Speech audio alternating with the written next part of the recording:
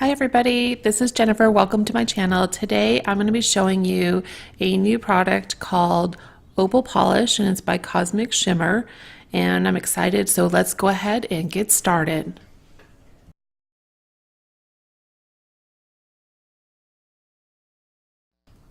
So this new product comes in 6 different pots. It's actually 12 different colors, and I'll show you what I mean by that. You can see there's this iridescence look to this polish. It's a little bit different than the other polishes you've seen me use by Cosmic Shimmer. It has a color that you see that's in the pot, and then there's mica that's added to give it that opal look, and you'll see it there on this card. So it's got this cool opal look, but when they put it on a dark cardstock, I'm going to use black here, it pulls out the mica and gives it a different color. It has a bit more of the copper look to it. So I'm going to show you the different colors and what they look like in the pot, and then also on white and black cardstock. Keep in mind, if you don't have these or are not interested in purchasing them, that's okay. Consider other things that you may have on hand, such as maybe Nouveau, the mousse. That would be nice to put through a stencil. Or maybe you have other gilding polish that you can use. Gilding wax may not work so well in what I'm trying to do, but there's different options. Take a look at what you have. Technically, you could just push ink through the stencils and get something similar. I think these are just really a cool alternative, especially if you like to use black cardstock. So I have 4 different cards I'm going to show you. So stay tuned. I'm going to show you how I do them, and then I'm going to show you the finished card for each one. This first one that I have here is a new stencil that I have. It's by Simon Says Stamps. It's Bouquet of Roses, and I'm going to be using 2 of the different inks on white cardstock. The first one is the pink tinsel, and the second one is blue parakeet. I've attached the stencil to the white cardstock, and I'm going to begin with the pink and dab it on in circular motions around the rose buds. So it's important, I think, to use light pressure and add it as needed. Sometimes you will want to dab it, but you don't want to over dab. And what I mean by that is it can collect around the edges of the stencil, and you don't want too much of that. Don't worry so much about whether you get a little bit of pink into the leaf area. We're going to put green there, but some of it will get colored, and if it doesn't and a little bit shows through, that's okay. So take your time and go through and get all the spots. You will see that there is some ink showing on my stencil. That's because I've used it before. It's always a good practice to put the stencils in some water or some soapy water and rinse them off as soon as you can when you're done with them to avoid staining. In this case, I did wash it pretty quickly because you can see that it's taken me a little while to get all of the ink on. It did leave a bit of a stain, but no worries, it does not impact the ability of the stencil to perform, so it's all good. I'd just like to thank those who have subscribed to my channel. And if you haven't, please do. It lets me know that you're interested in seeing content like this, so I can continue to make that going forward. So I wanted to keep this card pretty simple. I thought that the flowers really were the focal point of this card. I take a green piece of cardstock and I'm going to use that as the backdrop. And what I attach everything with is either the glue, and I use Gina K Connect, or I had used for the saying some foam tape just to give it a little bit of depth. Because there was that white in the corner here, I thought the saying, putting it across the bottom there, would be perfect. And if you've watched any of my other videos, you know I like to add a little bit of embellishment to a card. This time I thought I had some dewdrops that might look really cool with it being flowers, and so I decided to add those on. They give this appearance of like a wet watermark, but they come in different sizes. So you see me just add a few of those across the top and then that's it. The card is complete. And here's the final look. So for my second card, I had some inspiration from Notre Dame. On my trip to Paris, I'm just sad to say the line was so long I didn't get to go inside, but I felt inspired when I started to make this card. Because you've already seen me lay the polish over the stencil, I'm not going to go through that again, but I will tell you I do use two colors on this. I use lavender blue and blushed peach, and those are the two colors you're seeing there. What I do is I lay down this stencil, and it is by Simon Says Stamp. It's called Solar Burst, and in the center I just put that blue ink down, and then around the edges I put the peach. Now here's the thing. When I'm looking at this card, there's some parts, because there was so much in the stencil, there's some parts that the polish kind of pushed through and got a little messy. And then there's other parts that's pretty white. So I thought I'm going to add in this blue circle. And this is when it started to bring me into the Notre Dame mode, right? And so I do that, and I'll show you how I did that in a second here. But I just keep it simple by adding a simple saying, and I attach the saying with some foam tape and glue to attach the ring around that edge.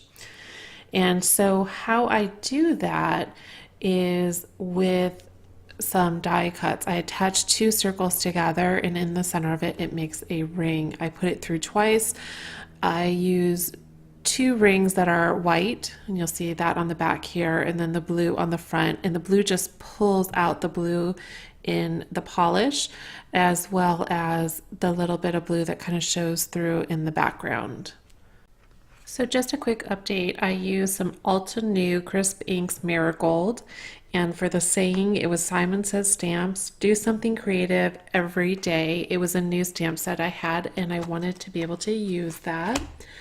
And also, you don't see the bottle here, but I use liquid pearls.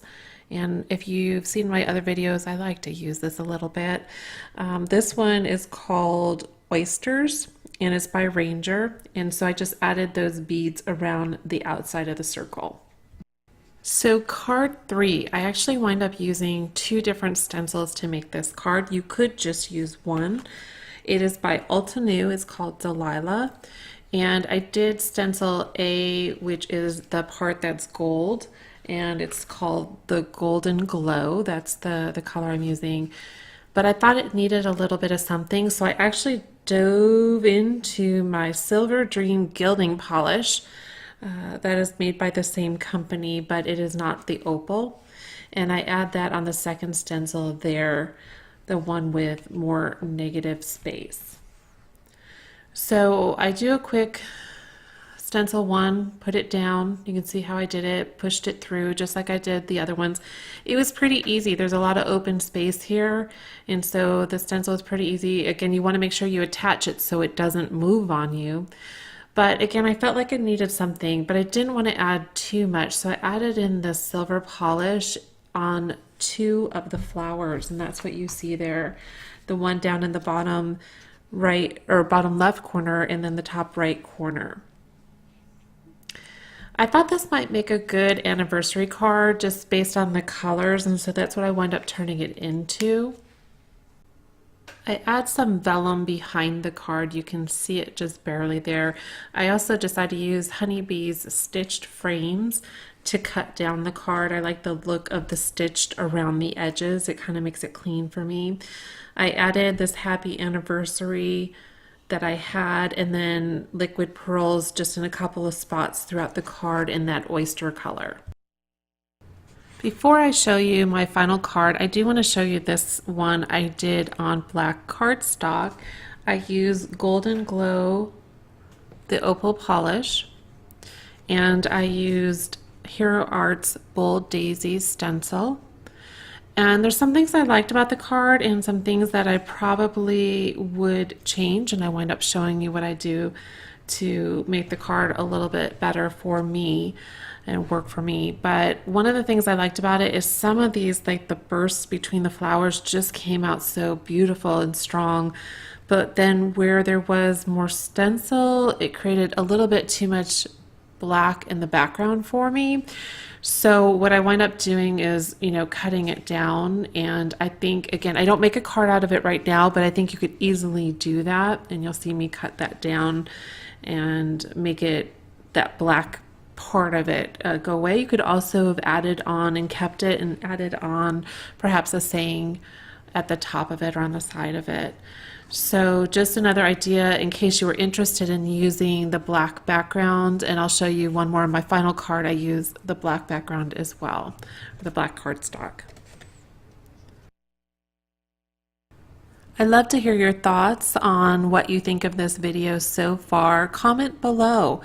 And if you like the video, go ahead and give me a thumbs up. And let's take a look at the final card.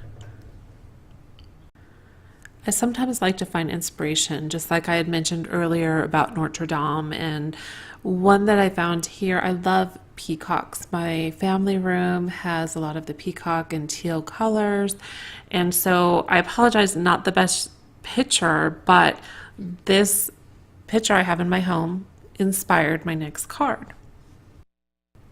So this card uses the blue parakeet, and the stencil is Hero Art's Peacock Feather.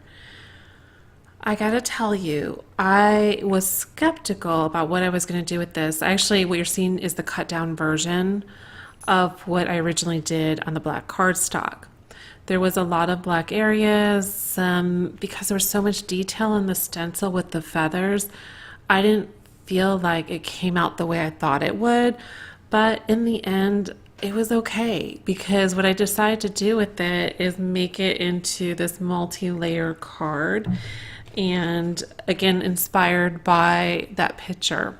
So I wound up finding this paper that I had previously done, and I thought it'd make a great background. It's like a seafoam color, and I have this bronze paper that I thought would make some good texture in the background, and that's by Sizzix, and I've used it in other videos before, but it's this French script. So I laid that down, and then I wind up cutting down this cardstock with the feathers on it, just so at the bottom I could have some space. I want that script to kind of show through. And then I thought, okay, I'm going to add one more layer. I've got this cool set that I hadn't used before. It's by Hero Arts. It's a layering peacock. And so if anybody's interested, put comments below if you want me to show you how I did this. But I used different inks and I wind up creating that. And I thought, okay, it'll add some extra, to the card. Just a little bit of something that makes it different, breaks it up. And then I have this saying, it says, "So proud of you." And I finish off the card, I pull it together, and I thought it actually turned out pretty good. Let me know what you guys think. If you want to know the inks that I used on the peacock, for the background I used Gina K Designs. It is the Tranquil Teal, and the blue part of the peacock is Chipped Sapphire by Distress Ink. Then for the tail, it's Altenew Crisp Dye Ink Parrot. And you can barely see it, but there's a little bit of yellow in there on the tail, and it's by Memento, and it's Dandelion. And a couple of drops that I put on the card are the liquid pearls, and it's called Robin's Egg. So here's a final look at all the cards. I appreciate you taking this time to watch this video. Go ahead and hit subscribe and the alert button so you'll know when future videos come out like this. I appreciate you watching. Take care.